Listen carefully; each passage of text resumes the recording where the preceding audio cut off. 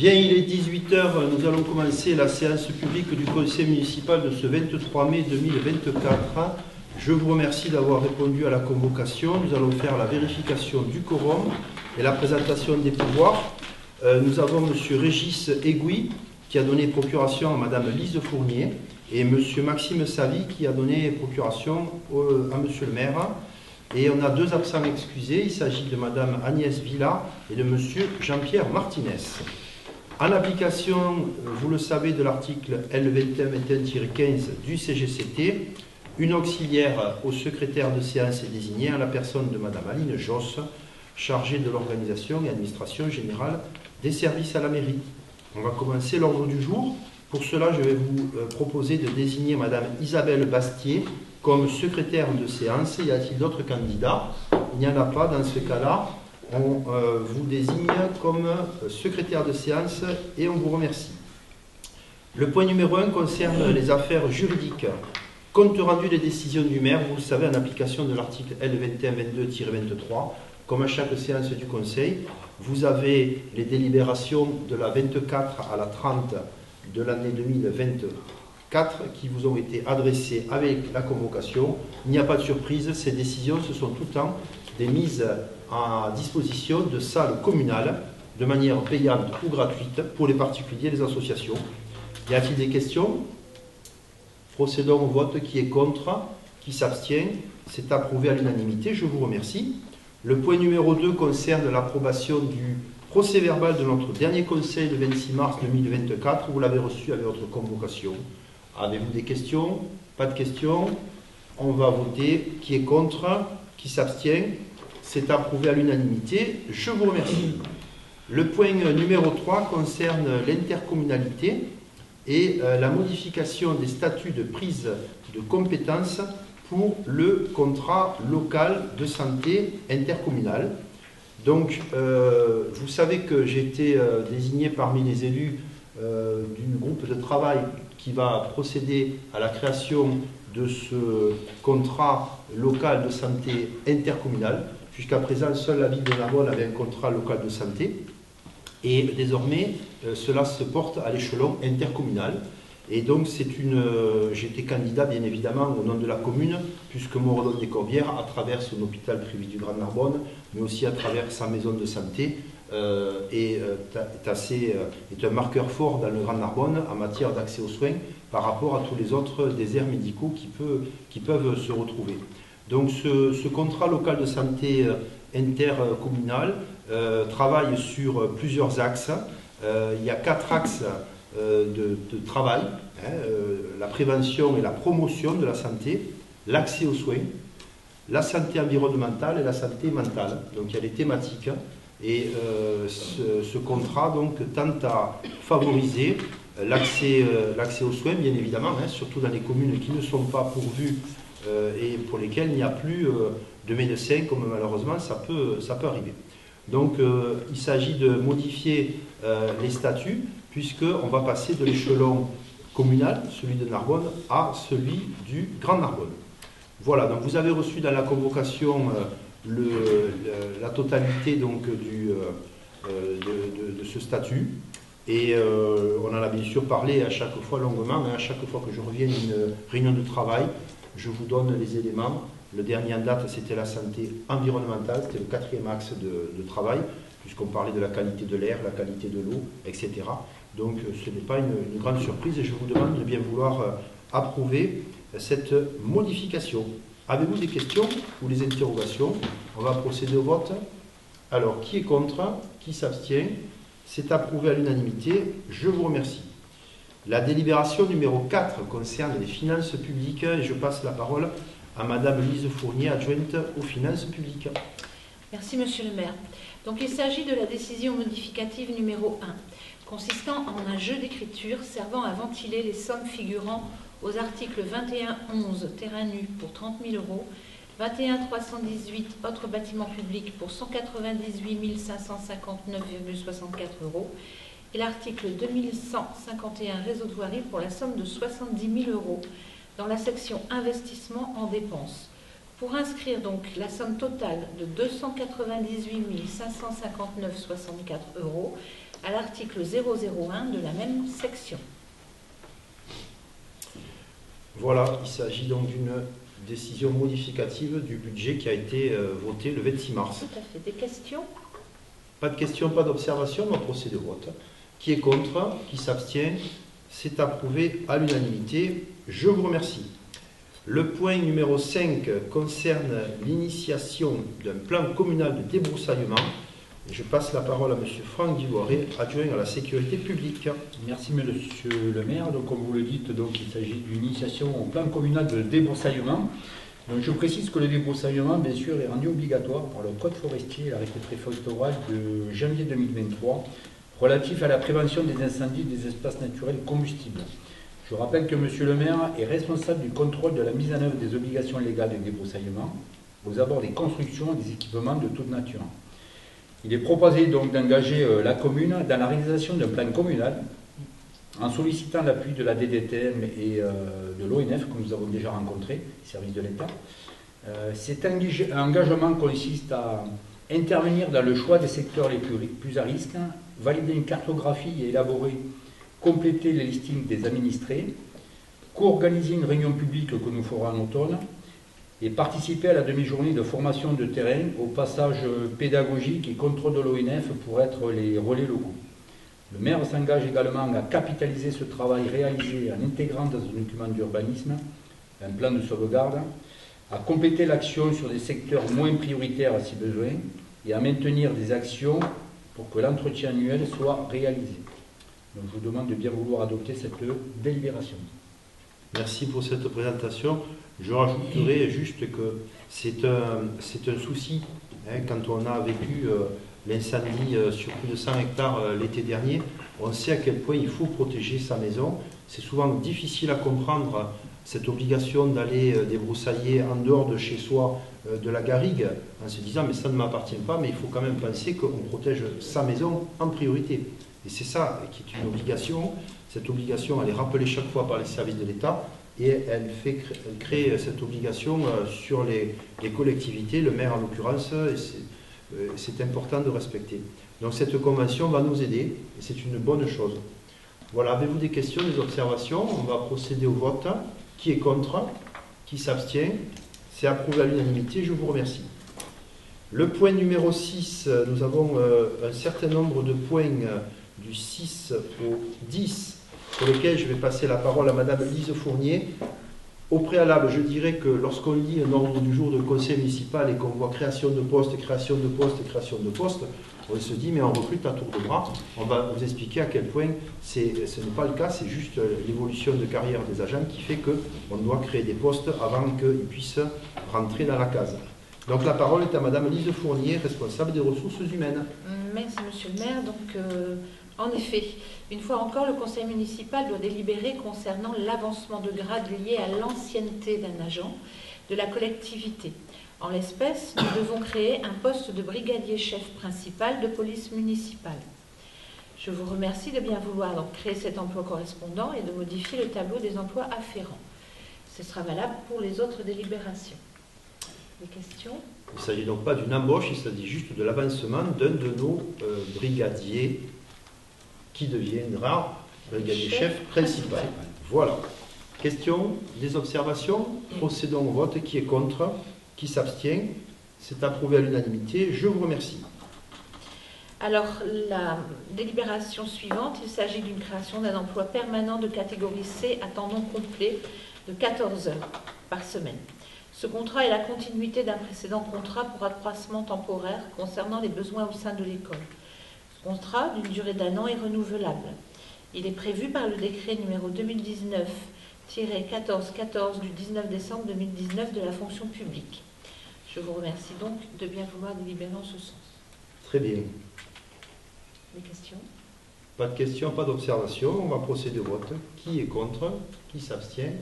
C'est approuvé à l'unanimité. Merci. Alors, délibération identique à la précédente. Il s'agit de la création d'un emploi permanent à temps non complet, cette fois de 21 heures au service technique. Je n'ai pas grand-chose de plus à dire là-dessus. Des questions? Parfait. Pas de questions, pas d'observations. On va procéder au vote. Qui est contre? Qui s'abstient? Approuvé à l'unanimité. Merci. Le point numéro 9. Il s'agit de la prolongation du contrat précédemment conclu au service urbanisme de notre collectivité, s'inscrivant dans le cadre d'un accroissement d'activité pour la période du 1er juillet 2024 au 30 novembre 2024 inclus. Avez-vous des questions, des observations? Il n'y en a pas. On va procéder au vote. Qui est contre? Qui s'abstient? C'est approuvé à l'unanimité. Et le point numéro 10, à nouveau. Merci, Monsieur le maire. Et enfin, il s'agit d'une dernière délibération pour la création d'un emploi d'agent technique non permanent à temps non complet au sein de l'école pour la période d'activité du 2 septembre 2024 au 4 juillet 2025. Alors, si vous permettez, je rajouterai une précision. C'est un emploi qui est créé afin de sécuriser la sortie de l'école. Pourquoi? Parce que notre police pluricommunale, nos 3 agents déployés sur 3 communes ne peuvent pas couvrir tous les jours l'entrée le matin et la sortie le soir. Et donc la municipalité, à travers cette délibération ce soir, vous propose de créer ce poste pour qu'une personne vienne le matin, demi-heure, et le soir, demi-heure, assurer tous les jours, lundi, mardi, jeudi, vendredi, la sécurisation de nos écoliers dès la rentrée de septembre. Y a-t-il des questions, des observations? On procède au vote. Qui est contre? Qui s'abstient? C'est approuvé à l'unanimité. Je vous remercie. Le point numéro 11 concerne le foncier et l'acquisition de parcelles sur le lieu-dit La Combe du Meunier. Je passe la parole à monsieur Jean-François Cid, adjoint à l'urbanisme. Merci, monsieur le maire.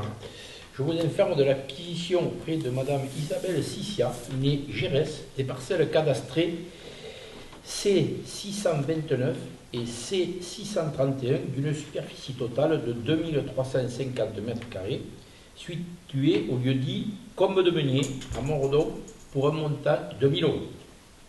La commune a jugé opportun de procéder à cette acquisition en raison de son emplacement en zone naturelle, tel que défini par le plan local d'urbanisme. En reprenant la propriété et la gestion de ces espaces, la commune entend préserver, mais aussi sécuriser les milieux naturels. Je vous demande de bien vouloir adopter cette délibération. Voilà, donc la personne vend et il faut éviter à tout prix, ce qu'on malheureusement on découvre souvent, c'est les terrains qui sont rachetés pour ensuite y entreposer des choses.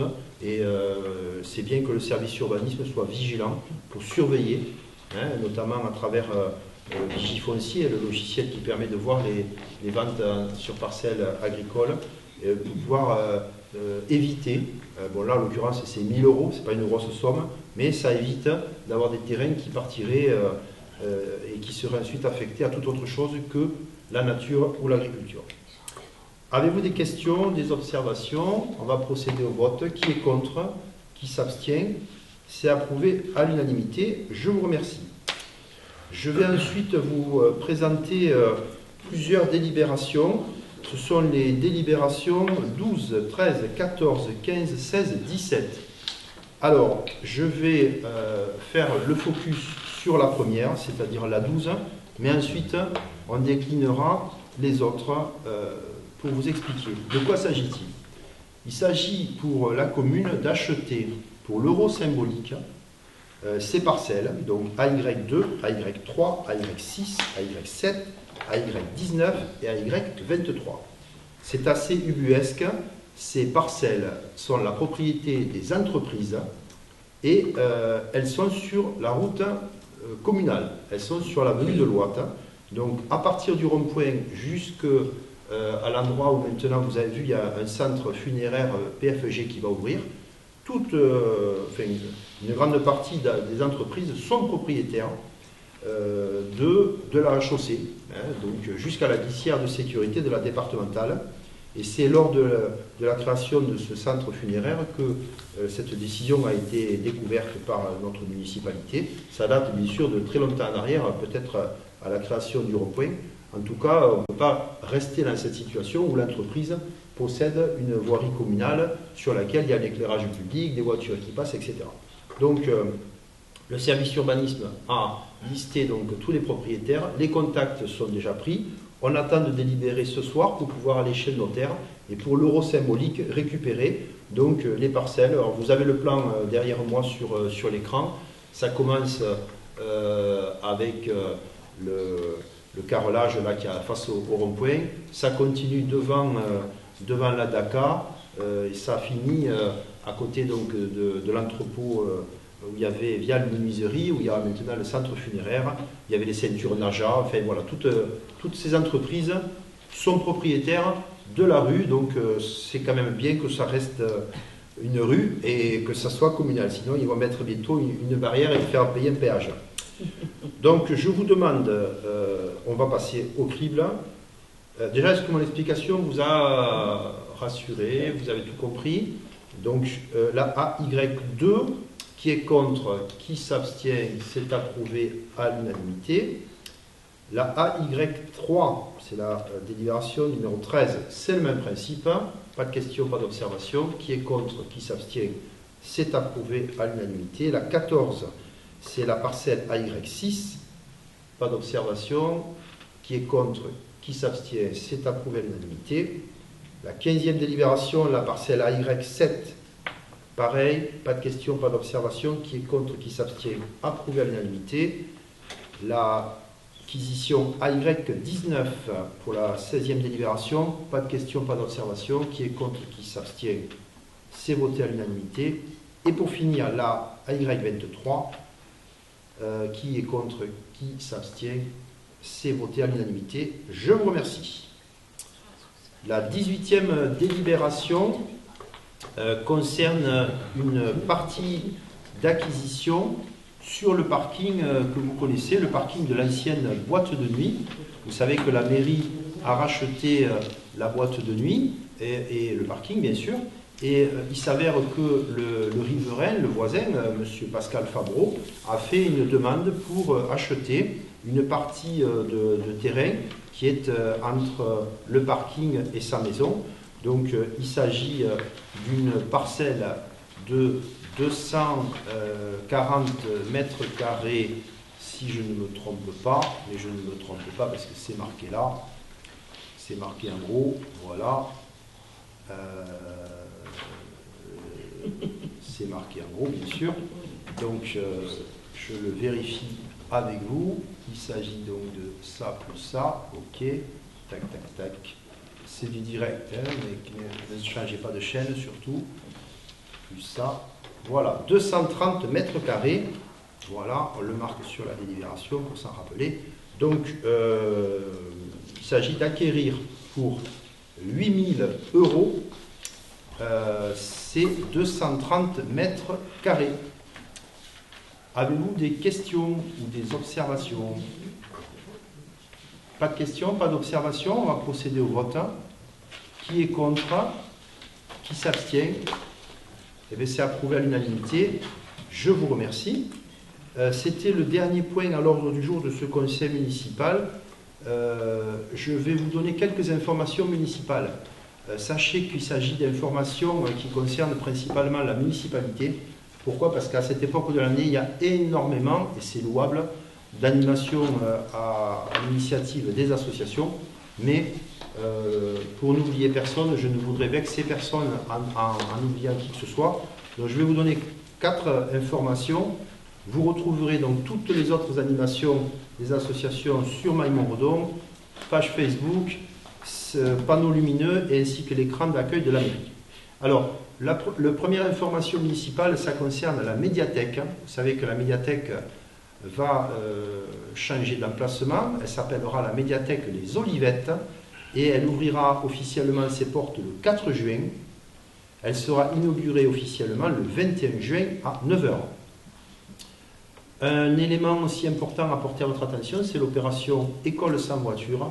La dernière édition sera, l'avant-dernière, puisqu'il y en aura une en juin, pardon, ce sera le 31 mai. Les élections européennes, elles auront lieu le 9 juin à la salle polyvalente. Les panneaux ont été apposés le long du monument aux morts pour les 38 listes officielles déposées à ce jour. Donc le 9 juin, on aura rendez-vous à la salle polyvalente. Et enfin, dernier événement organisé par la municipalité avec des associations bien sûr, c'est la ronde des sources le dimanche 23 juin, je vous rappelle. Voilà, ensuite toutes les autres associations bien évidemment, que ce soit dans le sport, le tennis, les finales de rugby, les fêtes de voisins, les galas de danse, etc. On aura l'occasion à nouveau d'en reparler au prochain conseil sans doute au mois de juillet. Voilà, l'ordre du jour étant épuisé, je vous remercie d'être venu et je lève la séance. Merci.